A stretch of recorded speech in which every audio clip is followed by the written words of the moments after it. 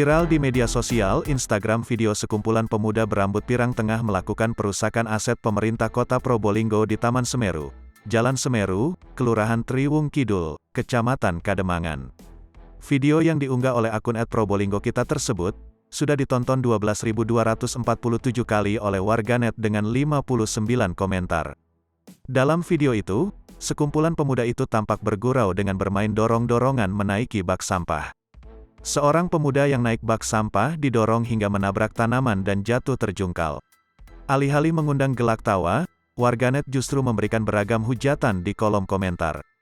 Betapa tidak, akibat ulah mereka sejumlah tanaman rusak. Sementara, Kepala Bidang, Kabid, Konservasi dan Pertamanan Dinas Lingkungan Hidup, DLH, Kota Probolinggo, Suciati Ningsih mengatakan, tindakan para pemuda itu tak patut dicontoh. Sebab, proses pemeliharaan tanaman tak semudah membalikkan telapak tangan. Butuh waktu bertahun-tahun merawat tanaman hingga tumbuh subur. Selain itu, benda yang dirusak adalah aset Pemkot Probolinggo serta pembangunannya bersumber dari APBD atau uang rakyat.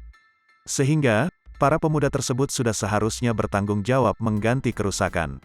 Kami sangat menyayangkan perbuatan mereka. Pemeliharaan tanaman atau pohon membutuhkan waktu lama, tak langsung bisa tumbuh. Saat merawat harus telaten juga, tegasnya, Senin, tanggal 10 Januari tahun 2022.